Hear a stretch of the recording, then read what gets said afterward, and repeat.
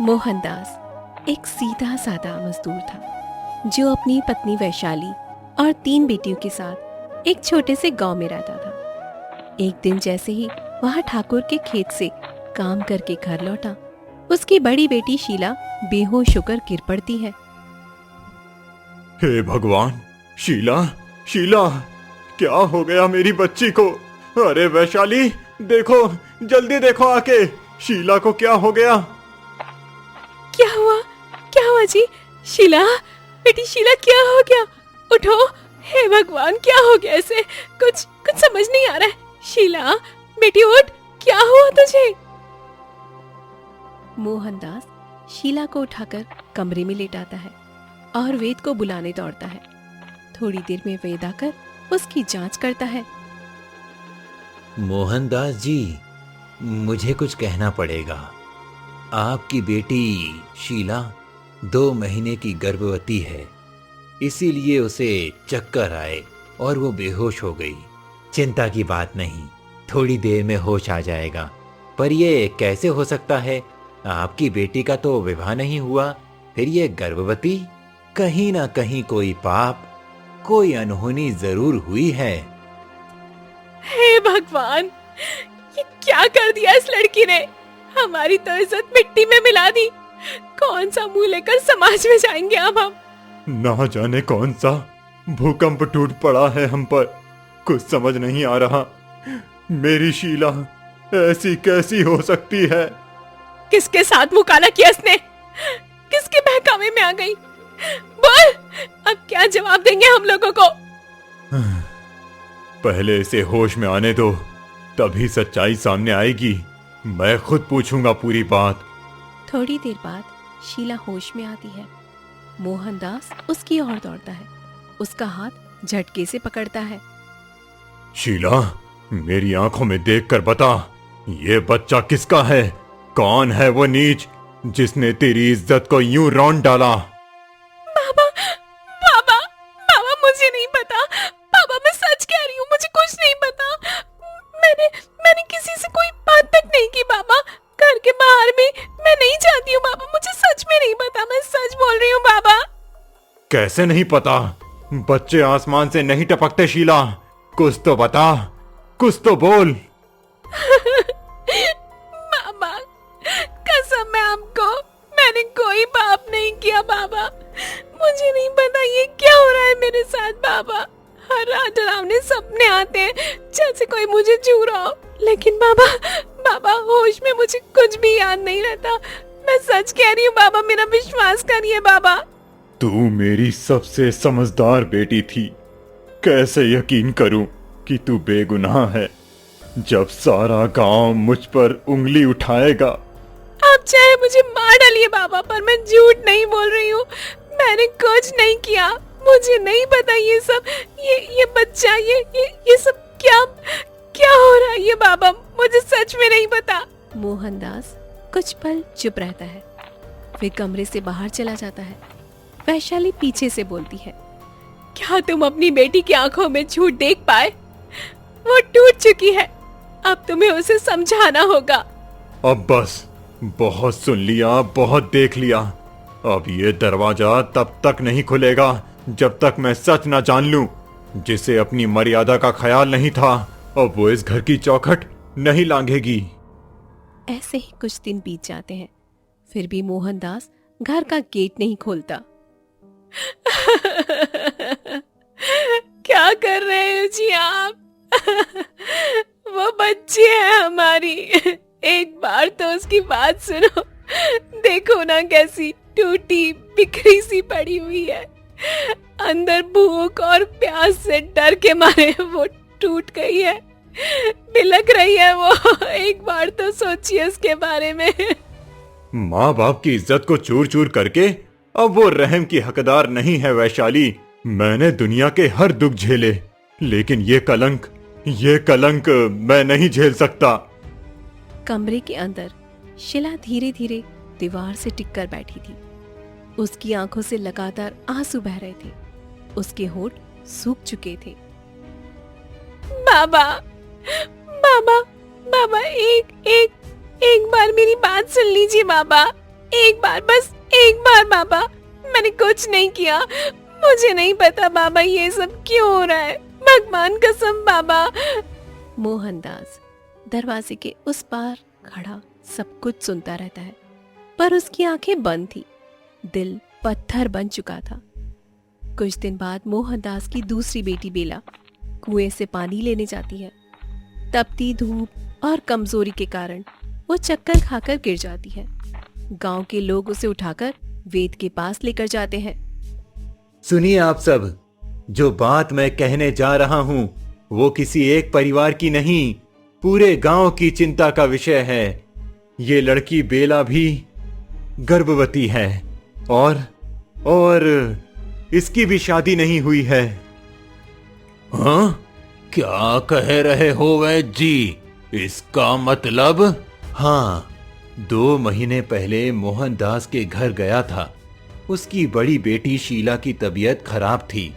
तब पता चला कि वो भी 2 महीने की गर्भवती थी और अब ये बेला बिल्कुल वैसी ही हालत में, और समय भी वही 2 महीने का। ये कोई मामूली बात नहीं है। दोनों बहनों का एक ही हाल और दोनों बिन ब्याही। ये कैसा घर है मोहनदास का? तभी वैशाली और मोहनदास भागता हुआ आता है। क्या हुआ मेरी बेटी को? वो बेहोश कैसे हो गई? वैद्य जी कुछ बोलिए। हाँ, मेरी बेटी ठीक तो है ना? मोहनदास, तुम्हारी ये बेटी भी 2 महीने की गर्भवती है, जैसे तुम्हारी बड़ी बेटी शीला थी। हे भगवान, ये क्या हो रहा है वैद्य जी? दोनों बेटियां और दोनों कुंवारी, ये कैसे हो सकता है मोहन? ये तो बहुत ही भयानक बात है, बहुत ही शर्मनाक। आप ठीक कह रहे हैं बाबा। अरे इस मोहनदास ने अपनी बड़ी बेटी को 2 महीने से बाहर नहीं निकलने दिया, गेट बंद कर दिया, समझा कि बात दब जाएगी। लेकिन पाप गेट से नहीं डरता साहब, वो सीधा गांव के बीचों बीच खड़ा हो जाता है। कौन से संस्कार दिए हैं बेटियों को मोहनदास? क्या यही है तुम्हारा घर, जहां बेटियां शादी के बिना ही मां बनती हैं?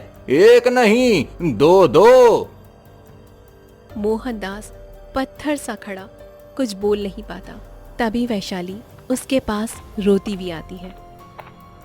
बस करिए, बस करिए, और कितना सुनाएंगे हमें? कौन माँ चाहती है अपनी बेटियों को इस हालत में देखना? हम भी इंसान हैं, हमारा भी दिल है, बस करिए। इतिहास में पहली बार देख रहा हूँ एक ही घर की दोनों बेटियां बिन ब्याहे मां बनने वाली हैं। ये कोई अपशगुन है या फिर कोई गहरा रहस्य? मोहनदास कुछ नहीं कह पाता। वह बेला को उठाता है, जैसे कोई टूटा हुआ आदमी अपनी दुनिया के मलबे को समेट रहा हो। चलो। वो धीमे कदमों से अपनी बेटी को उठाकर वापस उसी कमरे में ले जाता है जहां पहले से शीला कैद थी। घर पहुंचकर मोहनदास बिना किसी शब्द के बेला को उसी कमरे में डाल देता है जहां पर शीला बंद थी। बेला, बेला तू भी, ये क्या हो रहा है हमारे साथ बेला? भगवान, भगवान, हम दोनों ने कुछ भी नहीं किया, फिर ये सजा क्यों? दीदी मुझे कुछ समझ नहीं आ रहा दीदी। मैं तो बस पानी लेने गई थी, बस दीदी, फिर चक्कर आ गया और अब सब कुछ मुझे पापिन कह रहे हैं दीदी। ये क्या हो रहा है? किस जुल्म की सजा मिल रही है हमें? मुझे कुछ समझ नहीं आ रहा। मैंने तो सिर्फ सच बोला था और तूने तो कुछ कहा भी नहीं। फिर क्यों फिर हमारी जिंदगी में यूं ये सब कुछ हो रहा है और यूं हमारी जिंदगी अंधेरे में बंद कर दी गई है? शायद क्योंकि हम औरत है और औरत की चुप्पी ही उसकी इज्जत बन गई है इस गांव में। बोल दे तो पाप, सह ले तो आदर्श बेटी। दोनों बहनें एक दूसरे के कंधे पर सिर रखकर बस रोती रहती हैं। तभी दरवाजा खुलता है। विमला को धक्का देकर अंदर किया जाता है। विमला डर से कांपती है। अम्मा, अम्मा, अम्मा अम्मा ये बाबूजी क्या कर रहे हैं अम्मा? मैंने क्या किया अम्मा? मुझे क्यों बंद कर रहे हैं? वैशाली दौड़ती हुई आती है, मोहनदास को रोकने की कोशिश करती है। आप इसे कमरे में क्यों बंद कर रहे हैं? इसने क्या किया? यह हमारी छोटी बेटी है, मासूम है, इसका क्या कसूर? इसे क्यों बंद कर दिया तुमने? इसे तो खुली हवा में जीने दो कम से कम। खुली हवा? उसी खुली हवा ने तो शीला और बेला को बर्बाद कर दिया है वैशाली। अगर विमला को बाहर छोड़ा तो कल वो भी माँ बन जाएगी बिना शादी के, और मैं एक और ताना नहीं सह सकता। वैशाली की आंखों से आंसू बह रहे थे। वो कांपते हाथों से दरवाजा पकड़ती है। बंद कमरे से इज्जत नहीं बचती, दर्द बढ़ता है और बेटियां टूट जाती हैं। मोहनदास एक पल के लिए चुप होता है, लेकिन विमला की चीख सुनकर दरवाजा ठोक कर बंद कर देता है। अब तीनों बेटियां एक ही अंधेरे कमरे में कैद थी। बाहर गांव का शोर सुनाई देता था। दूसरी तरफ गांव में ऐसा आदमी हमारे गांव में रहेगा जिसकी दो दो कुंवारी बेटियां मां बनने वाली हैं, वो भी बिन ब्याह के। ये हमारे गांव की इज्जत मिट्टी में मिला देगा। हाँ, आज अगर इसे चुप रहने दिया तो कल हमारे गांव की बेटियां भी इसी राह पे चलेंगी। ये घर अपवित्र हो गया है। मोहनदास की घर की बेटियां थी गांव की इज्जत, अब वही इज्जत सबसे बड़ा कलंक बन गई है। मोहनदास अपने घर की चौखट पर बैठा था, सिर झुकाए हुए। तभी गांव का बुजुर्ग रामलाल काका और एक और ग्रामीण हरीश वहां पर पहुंचते हैं। मोहन, तू जानता है ना इस गांव की मर्यादा कितनी बड़ी चीज है। तेरी बेटियों की वजह से आज हर घर की इज्जत सवालों में है। हम गांव के बुजुर्ग हैं, समाज की रीति नीति देखनी पड़ती है। मैं तुझे 1 साल का समय देता हूँ, 7 दिन में ये गांव खाली कर दे, नहीं तो पंचायत तेरे पूरे परिवार को बहिष्कृत कर देगी। तेरी बेटियों के कर्मों की सजा हम अपने बच्चों को नहीं देंगे, वरना कल को हमारी बेटियां भी यही करेंगी और हम सबके माथे पर भी धब्बा लगेगा। काका सही कह रहे हैं मोहन भाई, तू बहुत भला इंसान है, पर वक्त ने तुझे बहुत गलत जगह लाकर खड़ा कर दिया है। ये गांव अब तेरे परिवार को अपना नहीं मानेगा। तेरे लिए यही बेहतर होगा कि तू अपनी बेटियों को यहाँ से लेकर चला जाए, वरना कल को भीड़ कुछ और कर बैठे जो किसी के बस में नहीं रहेगा। इतना कहकर रामलाल और हरीश वहां से चले जाते हैं। अब हम क्या करेंगे, कहाँ जाएंगे, कुछ समझ नहीं आ रहा। भगवान, ये कैसा खेल खेल रहा है हमारे साथ। मैंने पूरी जिंदगी इज्जत कमाई थी वैशाली, और आज लोग मेरे घर की दीवारों को अपशगुन समझते हैं। बेटियां अपशगुन नहीं होती मोहन जी, वो तो भगवान का आशीर्वाद होती है। बस हम उन्हें समझ नहीं सके, उन्हें सजा दे दी उस पाप की जो उन्होंने कभी किया ही नहीं। मोहनदास कुछ कहने ही वाला होता है कि अंदर के कमरे से चीख पुकार की आवाजें आने लगती हैं। बाबा, बाबा जल्दी आइए, विमला को कुछ हो रहा है बाबा। मोहनदास और वैशाली भागते हुए कमरे की ओर जाते हैं। मोहनदास दरवाजा खोलता है और सामने का दृश्य देखकर वो सन्न रह जाता है। विमला जमीन पर गिरी थी और उल्टियां कर रही थी और उसकी हालत बिगड़ती जा रही थी। वैद को बुलाओ, अभी बुलाओ। कुछ देर बाद वेद घर पर आता है और विमला की जांच करता है। मोहनदास, विमला भी गर्भवती है, शायद 2 महीने की। यह सुनते ही मोहनदास के हाथ कांपने लगते हैं। वह पीछे हटकर दीवार से टिक जाता है। नहीं नहीं, ये कैसे हो सकता है? वो तो कई महीनों से इस कमरे की चौखट तक नहीं लांघी, किसी से बात नहीं की, तो फिर ये सब कैसे? आप ठीक कह रहे हैं जी, ये कोई साधारण बात नहीं है। हमारी बच्ची तो इस कमरे से बाहर भी नहीं निकली, फिर ये माँ बनने की बात कहाँ से आई? हाँ मोहन, तुम्हें साधु के पास जाकर इसका पता लगाना चाहिए। मैंने सुना था जंगल के बीचों बीच एक सिद्ध साधु रहते हैं जो हर अनदेखी शक्ति, हर अज्ञात पीड़ा का कारण बता सकते हैं। शायद वही तुम्हें सच्चाई तक पहुंचा सकें। अगर किसी के पास जवाब हैं तो वही होंगे। मैं अभी निकलता हूँ। मुझे हर हाल में जानना है कि ये सब क्यों हो रहा है।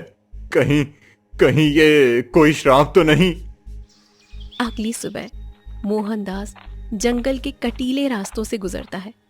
कई घंटे के सफर के बाद एक छोटी सी कुटिया के सामने वो जा पहुंचता है, जहां पर एक वृद्ध साधु ध्यान में बैठे थे। प्रणाम महाराज।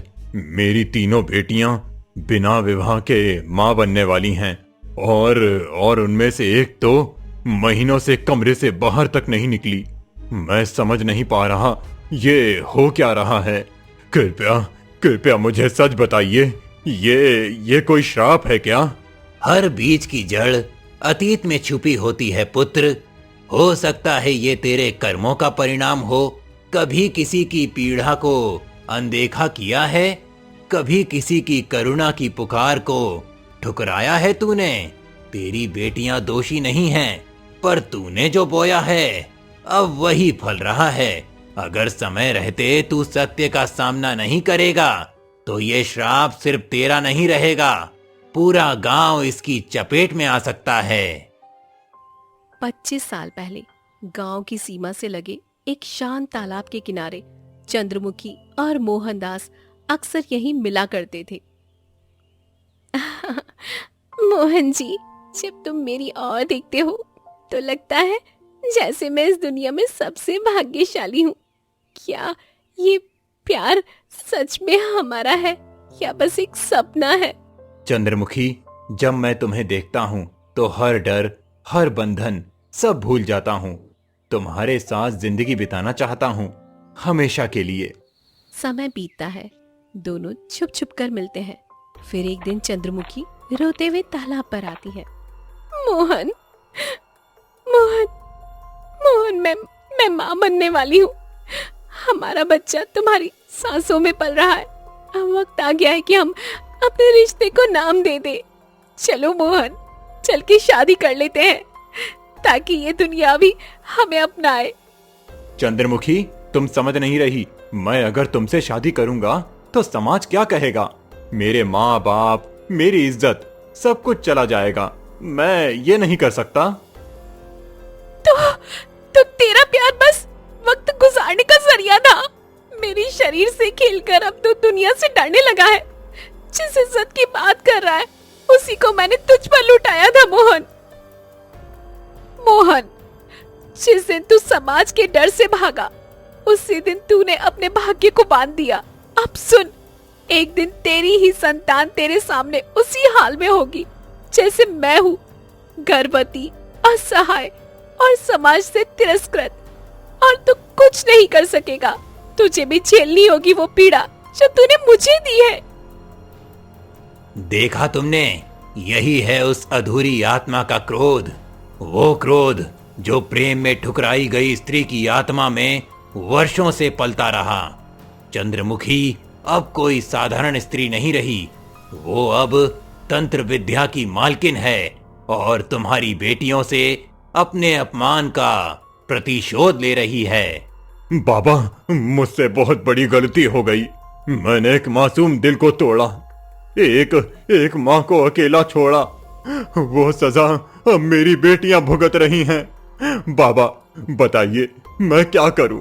कैसे इस श्राप से अपनी बेटियों को बचाऊं? तुम्हें जाना होगा उस मायावी गुफा में, वहां जहां चंद्रमुखी अब भी अपनी तंत्र विद्या साध रही है। गुफा जंगलों के बीच है, अंधकार, भ्रम और डर से घिरी हुई। वहीं वो साधनाएं कर रही है और वहीं से उसने तुम्हारी बेटी पर भी प्रभाव डाला है। जब तक उसकी साधना नहीं टूटेगी, तुम्हारी बेटी की पीड़ा नहीं रुकेगी। मैं जाऊंगा बाबा, चाहे मेरी जान चली जाए, लेकिन मैं अपनी बेटियों को चंद्रमुखी के श्राप से मुक्त कराऊंगा। और अगर जरूरत पड़ी तो चंद्रमुखी से क्षमा मांगूंगा, सिर्फ अपनी बेटियों के लिए नहीं, बल्कि उस अन्याय के लिए जो मैंने वर्षों पहले किया था। जाओ, अब तुम्हारी परीक्षा शुरू होती है, पर याद रखो, ये सिर्फ तुम्हारी बेटियों को बचाने की यात्रा नहीं है, ये तुम्हारे पापों का प्रायश्चित है, जिसमें तुम्हें अपने भीतर की आग में जलना होगा। मोहनदास साधु को प्रणाम करता है और भारी कदमों से गुफा की ओर बढ़ जाता है। हे भगवान, मैंने क्या कर दिया?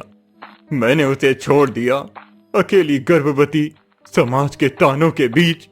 मैंने चंद्रमुखी को अपमानित किया, उसे कलंकित कहा, और आज मेरी मासूम बेटियां उसी पीड़ा से गुजर रही हैं। क्या मैं इतना बड़ा पापी बन चुका हूं? मुझे चंद्रमुखी से माफी मांगना होगा, चाहे इसके लिए चंद्रमुखी मेरे प्राण ही क्यों ना ले ले। फिर धीरे धीरे उठता है, कांपते हुए कदमों से आगे बढ़ता है। तभी एक काली छाया उसके सामने प्रकट होती है। ठहर जा पाथिक, कौन है तू जो इस माया गुफा की ओर बढ़ रहा है? मैं मोहनदास हूँ, एक ऐसा पुरुष जिसने केवल गलतियां की हैं। मैंने एक नहीं, चार जिंदगियां बर्बाद की, चंद्रमुखी की और मेरी 3 बेटियों की। अब मैं सिर्फ पश्चाताप करना चाहता हूँ, चंद्रमुखी से क्षमा मांगनी है।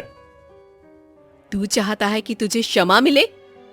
जिसने प्रेम को ठुकराया, गर्भवती स्त्री को अकेला छोड़ा, और अब जब तेरा घर टूटा तो तू यहाँ आकर खड़ा हो गया? हाँ, मैं पापी हूँ, पर अब और झूठ नहीं बोलूंगा। मैं अपनी बेटियों से माफी मांगना चाहता हूँ, और चंद्रमुखी से, जिसने मेरी आत्मा तक को झंझोर दिया। कृपया कर मुझे अंदर जाने दें। मेरी मालकिन ने तुम्हें याद किया है, जाओ।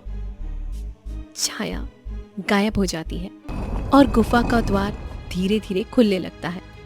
अंदर से तंत्र की धीमी धीमी ध्वनि गूंजती है। मोहनदास कांपते हुए पर ठान कर गुफा में प्रवेश करता है। चंद्रमुखी, माफ कर दो। मैं जानता हूं मैंने बहुत बड़ा पाप किया है। तुमसे प्रेम किया, तुम्हारा विश्वास तोड़ा, तुम्हारे गर्भ में मेरा ही अंश था, और फिर भी मैंने तुम्हारा साथ नहीं दिया। मोहनदास, जिस दिन तूने मुझे ठुकराया था, उस दिन मेरी कोख में सिर्फ तेरा बच्चा नहीं था, मेरा भरोसा, मेरा आत्मसम्मान, मेरा अस्तित्व भी पल रहा था, और तूने सब कुछ एक पल में कुचल दिया। तूने मुझसे पूछा तक नहीं मैं कहाँ गई, कैसे जिंदा रही। मैं भटकती रही, अपमानित होती रही, और फिर मुझे मिला तंत्र का मार्ग, जिसने मेरी पीड़ा को शक्ति में बदल दिया। उसी दिन मैंने तुझे श्राप दिया था, जिस दर्द से तू भागा वही तुझे भी घेर लेगा। जिस तरह तूने मुझे माँ बनाकर अकेला छोड़ दिया, उसी तरह तेरी बेटियां भी माँ बन जाएंगी, और तू कुछ नहीं कर सकेगा। मुझे अपने कर्मों का फल मिल गया चंद्रमुखी। मेरी 3 बेटियां आज उसी हाल में है जिसमें तू थी, और मैं समाज के सामने सिर नहीं उठा पा रहा। तू समझ सकती है, ये दर्द नहीं सहा जा रहा, ये दर्द नहीं सहा जा रहा। अब तुझे समझ में आया होगा किसी नारी की पीड़ा क्या होती है, मगर मैं अब वही चंद्रमुखी नहीं हूँ जो तुझसे प्यार करती थी। अब मैं तंत्र की रानी हूँ। तेरे पश्चाताप से मेरी पीड़ा कम नहीं होगी मोहन, लेकिन अगर तू सच्चा प्रायश्चित करना चाहता है तो जा, समाज से मत भाग, अपनी बेटियों को छुपा मत, उन्हें वही सम्मान दे जो तू मुझे नहीं दे सका। मोहन घर आ जाता है, थक हार कर घर के दरवाजे पर बैठ जाता है। तभी एक काली धुंध आती है और उसकी बेटियों के सामने खड़ी हो जाती है। मोहन, तूने जो बोया था अब वही काटा है, पर मैं इतनी निर्दयी नहीं हूँ। तू यहाँ, तूने मेरी बेटियों को। डर मत, उन्हें कोई हानि नहीं पहुंचेगी। ये लो, ये फल दे दो उन्हें। तेरी बेटियां निर्दोष है, उन्हें मेरी सजा क्यों मिले। मैं तुम्हारी तरह पत्थर दिल नहीं हूँ, जो तुम्हारी पीड़ा तुम्हारी बेटियां भुगत रही है, मैंने भी वही भोगा था। बहुत दर्द होता है मोहन, और बहुत तकलीफ भी होती है। वो तीनों बेटियों को फल खिलाता है। पल भर में शिला, विमला और बेला होश में आ जाती है, जैसे कुछ हुआ ही ना हो। पिताजी, पिताजी, ये सब क्या था? हमें कुछ याद नहीं है। हम ठीक है क्या? पर हम तीनों एक साथ इस कमरे में बेहोश, हम यहाँ क्या कर रहे हैं? चंद्रमुखी, तू देवी है। मैंने तुझे जो दुख दिए उसका प्रायश्चित भी अधूरा है, पर तूने फिर भी मेरी बेटियों को क्षमा कर दिया। मैं तुझसे बदला लेने नहीं आई थी मोहन, मैं तुझे एहसास कराने आई थी उस दर्द का जो मैंने झेला था। मैंने अपनी कोख में तेरा अंश पाला और तूने मुझे अकेला छोड़ दिया। आज जब तूने अपनी आंखों से वही पीड़ा देखी, वही तिरस्कार सहा, तो समझ सकता होगा कि एक स्त्री के आंसू क्या होते हैं मोहन।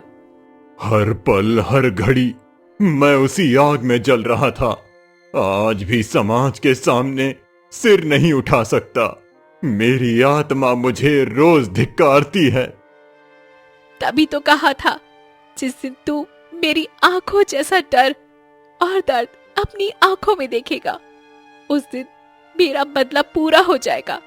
वो दिन आज आ गया है। अब मेरा श्राप भी खत्म हुआ और तेरा भ्रम भी। ये तीनों फूलों जैसी हैं, इनका कोई दोष नहीं।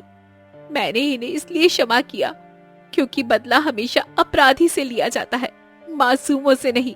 जा, अब जी ले अपनी बाकी की जिंदगी, पर ये दाग कभी नहीं धुलेगा। समाज तुझे माफ करे ना करे, पर तू कभी खुद को माफ नहीं कर पाएगा मोहन, कभी भी नहीं।